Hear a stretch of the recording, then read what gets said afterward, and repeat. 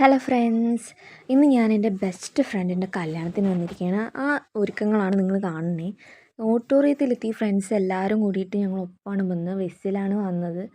പിന്നെ ഓഡിറ്റോറിയം എന്ന് പറഞ്ഞു കഴിഞ്ഞാൽ അത് ഗംഭീരമായിരുന്നു. പിന്നെ ഫ്രണ്ട് എന്ന് പറഞ്ഞു കഴിഞ്ഞാൽ അവർ രണ്ടുപേരും ഫ്രണ്ട്സ് എന്ന് വേണം പറയാൻ. രണ്ടുപേരും ട്വിൻസാണ്, ഐഡൻറ്റിക്കൽ ട്വിൻസ് എന്ന് പറയും.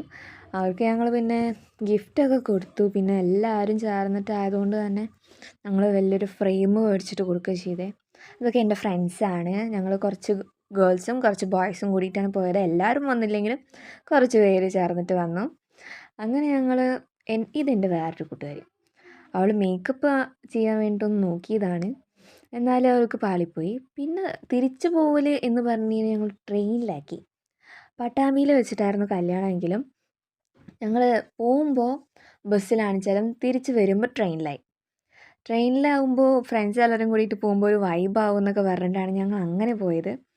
പോകുമ്പോൾ ഇനിയിപ്പോൾ ഞാൻ പിന്നെ അധികം ട്രെയിനിലൊന്നും പോയിട്ടില്ല. ഇനിയിപ്പോൾ എന്താവുമെന്ന് കണ്ട് തന്നെ വേണം അറിയാൻ. എല്ലാവരും കൂടിയിട്ട് പോകുമ്പോൾ ശരിക്കും എൻജോയബിൾ ആയിരിക്കും, ഒരു മെമ്മറി ആയിരിക്കും എന്നൊക്കെ കരുതി. പിന്നെ ഞങ്ങൾ ഒരുപാട് നേരം, ഞങ്ങൾക്ക് 3:20 ട്രെയിൻ എന്ന് പറഞ്ഞിട്ട് ഞങ്ങൾക്ക് 4:15 ട്രെയിൻ വന്നത്.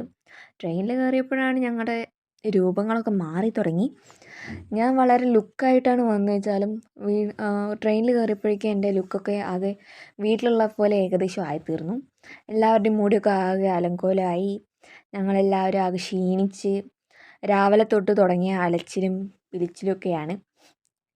പിന്നെ ഞങ്ങൾ കുറേ പോലീസ് മാമന്മാരേനെയും ഷൊർണൂരൊക്കെ കടന്ന് എത്തിയപ്പോഴേക്കും ഞങ്ങൾ ഒരു വൈബ് മൂഡിൽ എത്തിയെന്ന് തന്നെ വേണം പറയാൻ. പിന്നെ ഞങ്ങൾ പാട്ടും കൂത്തും ഒക്കെ വെച്ച് അങ്ങനെ ഒറ്റപ്പാലം വരെ എത്തി. പിന്നെ അവിടെ നിന്ന് എന്നെ അച്ഛൻ വീട്ടിലേക്ക് കൊണ്ടുവരാൻ വേണ്ടിയിട്ട് അച്ഛനാണ് വന്നത്. പിക്ക് ചെയ്യാൻ വേണ്ടിയിട്ട് അച്ഛനാണ് വന്നത്. അങ്ങനെ ഞാൻ ഇനി വീട്ടിലേക്ക് പോവുകയാണ്. അപ്പോൾ ബൈ.